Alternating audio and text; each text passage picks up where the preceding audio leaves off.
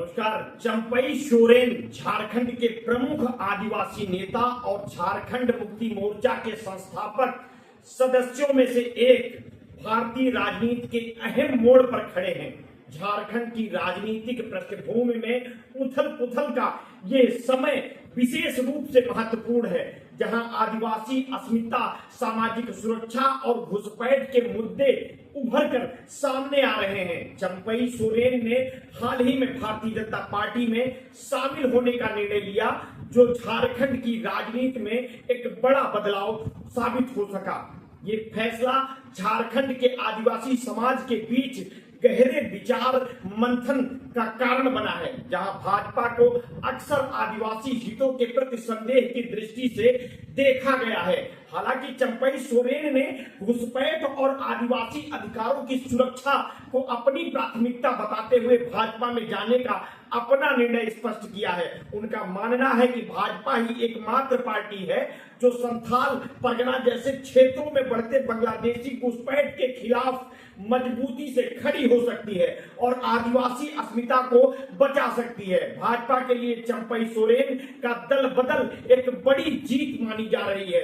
कोल्हान क्षेत्र में उनकी प्रभावशाली पकड़ और आदिवासी मतदाताओं के बीच उनकी लोकप्रियता ने भाजपा की चुनावी संभावनाओं को मजबूती दी है। भाजपा ने झारखंड की सत्ता वापस पाने के लिए जिस रणनीति को अपनाया है, उसमें घुसपैठ और आदिवासी अस्मिता के मुद्दों को प्रमुखता दी गई है। सवाल यह है कि चंपई सोरेन द्वारा उठाए गए आदिवासी अस्मिता और अधिकारों के मुद्दों पर भाजपा कितना खरा उतरेगी। क्या यह राजनीतिक कदम झारखंड में एक नई दिशा प्रदान करेगा या आदिवासी हितों को लेकर सिर्फ एक राजनीतिक प्रयोग साबित होगा। मंगलवार को चंपई सोरेन ने इस बात की पुष्टि कर दी थी कि वे भाजपा में शामिल होने जा रहे हैं। इसके बाद चंपई सोरेन का एक ट्वीट आया जिसमें यह जाहिर हो रहा था कि सोरेन अब पूरी तरह से भाजपा के खेमे में जा चुके हैं। चंपई सोरेन ने सोशल मीडिया पर लिखा है कि आज बाबा तिलका मांझी और सीधो कान्हू की पावन भूमि संथाल परगना में बांग्लादेशी घुसपैठ बहुत बड़ी समस्या बन चुका है। इससे दुर्भाग्यपूर्ण क्या हो सकता है कि जिन वीरों ने जल, जंगल व जमीन की लड़ाई में कभी विदेशी अंग्रेजों की गुलामी स्वीकार नहीं की, आज उनके वंशजों की जमीनों पर ये घुसपैठिए कब्जा कर रहे हैं। इनकी वजह से फूलो झानो जैसी वीरांगनाओं को अपना आदर्श मानने वाली हमारी माताओं, बहनों व बेटियों की अस्मत खतरे में है। चंपई सोरेन ने इस लंबे ट्वीट में लिखा है कि आदिवासियों एवं मूलवासियों को आर्थिक तथा सामाजिक तौर पर तेजी से नुकसान पहुंच रहा है। इन घुसपैठियों को अगर रोका नहीं गया तो संथाल परगना में हमारे समाज का अस्तित्व संकट में आ जाएगा। पाकुड़, राजमहल समेत कई अन्य क्षेत्रों में उनकी संख्या आदिवासियों से ज्यादा हो गई है। राजनीति से इतर हमें इस मुद्दे को एक सामाजिक आंदोलन बनाना होगा, तभी आदिवासियों का अस्तित्व बच पाएगा। चंपई सोरेन ने आगे लिखा कि आदिवासियों के मुद्दे पर सिर्फ भाजपा ही गंभीर दिखती है और बाकी पार्टियां वोटों के खातिर इसे नजरअंदाज कर रही हैं। इसलिए आदिवासी अस्मिता एवं अस्तित्व को बचाने के लिए इस संघर्ष में उन्होंने भारतीय जनता पार्टी से जुड़ने का फैसला लिया है। यानी जो बात घुसपैठ की समस्या और आदिवासियों की अस्मत से शुरू हुई थी, वो आखिर में इस बिंदु पर आकर खत्म हुई, क्योंकि भारतीय जनता पार्टी से जुड़ने का उनका फैसला सही था। राजनीति में ये पहला दल बदल नहीं है जिस पर अब आश्चर्य हो। इसलिए श्री सोरेन इतना स्पष्टीकरण नहीं भी देते तो कोई फर्क नहीं पड़ता, लेकिन राजनीति में जिस पृष्ठभूमि में चंपई सोरेन आए हैं उसमें वो शायद खुद भी अब तक भाजपा में अपने प्रवेश को लेकर सहज नहीं हुए हैं। दरअसल पिछले 10-15 दिनों से झारखंड में ये हलचल रही थी कि चंपई सोरेन किस तरह अपनी नाराजगी को जाहिर करेंगे।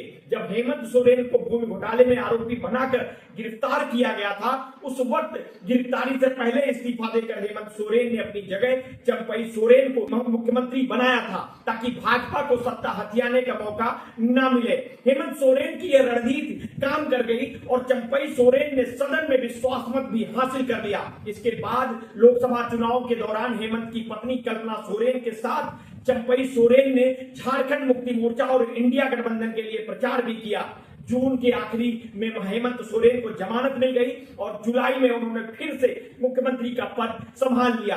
चंपई सोरेन पूर्व मुख्यमंत्री बन गए और तभी से उनकी नाराजगी बढ़ने लगी। जब पिछले दिनों वे दिल्ली आए तब उन्होंने कहा कि चश्मे का नंबर ठीक करवाने आया हूं, मगर मंगलवार को उनकी अमित शाह और हेमंत बिस्व शर्मा के साथ तस्वीर सामने आई। खुद हेमंत बिस्व शर्मा ने बता दिया कि चंपई सोरेन 30 अगस्त को भाजपा में शामिल हो रहे हैं और अब चंपई सोरेन ने भी इस बात को स्वीकार कर लिया है। भाजपा के नजरिए से ये बड़ी जीत है क्योंकि झारखंड मुक्ति मोर्चा और इंडिया गठबंधन में दरार डालने की उसकी कोशिश आखिरकार सफल हुई। चंपई सोरेन को कोल्हान टाइगर कहा जाता है। कोल्हान क्षेत्र में उनकी अच्छी पकड़ है और यहाँ की कम से कम 14 विधानसभा सीटों पर इस दलबदल का असर पड़ सकता है। भाजपा के हाथों से पिछली बार झारखंड की सत्ता फिसल गई थी, तब प्रधानमंत्री मोदी ने कपड़ों से पहचानने वाला विभाजनकारी बयान दिया था, उसका लाभ भी भाजपा को नहीं मिला था। इस बार भाजपा ने बांग्लादेशी घुसपैठियों का मुद्दा उठा लिया है। असम के मुख्यमंत्री हेमंत बिस्व शर्मा असम में इस मुद्दे को भुनाते ही रहते हैं। अब उन्हें झारखंड का प्रभारी बनाया गया है तो वे यहां भी बांग्लादेशी घुसपैठियों को प्रमुख मुद्दा बना रहे हैं। चंपई सोरेन को भाजपा में लाने के पीछे बिस्व शर्मा का ही काफी मेहनत रही है, ऐसा माना जा रहा है। हो सकता है इस रणनीति से भाजपा को फायदा मिले और अगर भाजपा सत्ता में आती है तो ये छत्तीसगढ़ और उड़ीसा के बाद उसकी एक बड़ी व्यापारिक जीत भी कही जा सकती है, क्योंकि पूंजीपतियों के हितों को शारीरिक में प्राकृतिक संपदा के धनी राज्यों पर सत्ता काबिज करना पहली शर्त है ताकि मनमाने दोहन में कोई अड़चन न आए। सवाल यही है कि चंपई सोरेन ने आदिवासी अस्मिता और हितों की रक्षा की जो उम्मीदें भाजपा से लगाई है, क्या वे पूरी होंगी? क्या प्रधानमंत्री नरेंद्र मोदी और राष्ट्रीय स्वयंसेवक संघ के लोग आदिवासियों को वनवासी बोलना छोड़ेंगे?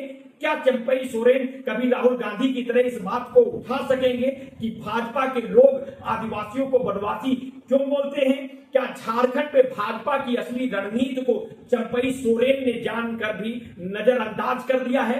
इस पर आप क्या सोचते हैं? इन सवालों का जवाब आप भी हमें दे सकते हैं कमेंट बॉक्स में। आपने अगर अभी तक हमारे इस चैनल को सब्सक्राइब नहीं किया है तो तत्काल कर लीजिए, बेल आइकन दबाना ना भूलिए। अपने स्वास्थ्य के प्रति सचेत रहिए, सजग रहिए, अपना ध्यान रखिए। बहुत बहुत धन्यवाद। साधुवाद।